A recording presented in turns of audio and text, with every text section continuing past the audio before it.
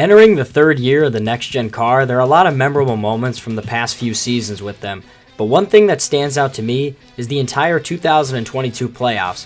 This was the first year of the next-gen car, and these playoffs were incredible. In this video, we're going to be looking back on the round of 16 and how crazy it actually was. So let's first look at the playoff field. We had 16 different winners in the regular season, but Kurt Busch would drop his playoff spot due to injury. So we had 15 guys in on wins and just one guy in on points. Now you can make an argument for a handful of drivers that they were championship favorites due to the car's parity and the ability for almost anyone to win compared to the old car and package. This playoff run really gave that feeling that anyone can win. And well, let's just say that was true, but in a different sense. Alright, so on to race 1, the Southern 500 at Darlington. Christopher Bell and Joey Logano would lead the field to green, but the main story for the start was at the back of the pack.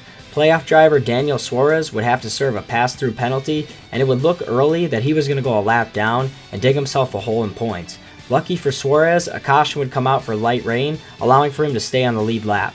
Then on lap 78, Kyle Larson would come down pit road for mechanical issues. This would be the second playoff driver to experience problems in this early race. Two more playoff drivers would get caught up in trouble as both Chase Briscoe and Chase Elliott would tangle in turns 1 and 2 right at the end of the first stage. In one stage, we had 4 playoff drivers experience an issue, and things seemed to be shaking up for a crazy opening race. Midway through stage 2, Ross Chastain would pit for a vibration, adding to our playoff drivers with issues. With 5 laps to go in stage 2, we saw an incredible battle for stage points with 4 cars. Daniel Suarez would find himself battling for a top 5 in stage 2 after nearly going a lap down on the opening lap.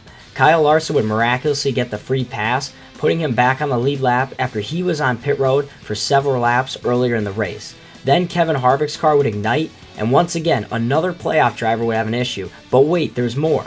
Martin Truex Jr. and Kyle Busch would blow engines simultaneously. Both cars dominated the later portion of this race, and now the race lead was being handed over to Eric Jones, a non-playoff driver. Our total count for playoff cars with issues is now up to 7.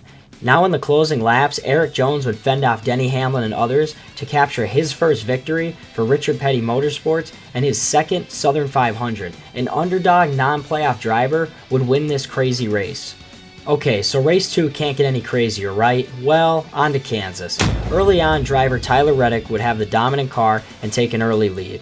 Lap 33 would create the first incident for a playoff driver as Kevin Harvick would get aero loose and hit the wall, ending his day. Then later in stage 2, Tyler Reddick would crash out of the lead, ending his day. Kyle Busch would eventually spin out on his own, which was very uncharacteristic for him. Now you're probably thinking, who has the best car currently in this race? Well, let's look at playoff driver Alex, but oh wait, Bubba Wallace just took the lead and is driving away. Yes, that's right, for the second straight week, a non-playoff driver would win. The irony that both playoff races were both won by non-playoff drivers. So race 3 can't be any crazier than the other two, right? Well, it's going to be if it's in this video. Now we head to Bristol, the cutoff race, and early on we would see how strange this race would be, as playoff drivers and non-playoff drivers would blow tires left and right. Austin Cindric and Ryan Blaney were the playoff guys with early tire troubles. Surprisingly, we only had one driver in a must-win situation, and that was Kevin Harvick, and early on it seemed he could actually do it. Denny Hamlin would cut a tire, and Kyle Busch has his third straight issue. This time, yet again, he would blow a motor and retire his car to the garage, ending his playoff hopes. So now that multiple cars are getting eliminated, we have to have some calmness amongst the remaining playoff drivers, and there's a massive crash. Daniel Suarez would be involved, but also able to continue on. Tyler Reddick also took on damage, ending his playoff hopes. In the final stage, Joey Logano would be the third and final Penske driver to complete the Trinity and blow a tire, adding to a long list of incidents for playoff drivers. Okay, let's add one more driver, as Christopher Bell would lose a tire. This race was an absolute disaster for Goodyear and the drivers that were affected. Alright, let's check in on Kevin Harvick's must-win situation, and the car fell off the jack. So there goes that. We come to the final restart, and Chris Buescher takes the lead and never looks back, coming out of nowhere and winning the race, completing the round of 16 sweep for non-playoff drivers. Now I know you must be thinking the same thing as me. What the f*** just happened in this round? Well, to summarize, in total we saw 19 incidents for playoff drivers, 3 non-playoff winners, and an elimination of RCRs past, present, and future all at once. This round was nothing short of spectacular. Let me know what you guys think about this, and be sure to stay tuned for the next part of this series as we break down the round of 12. I thank you guys for watching, and I will see you guys in the next video.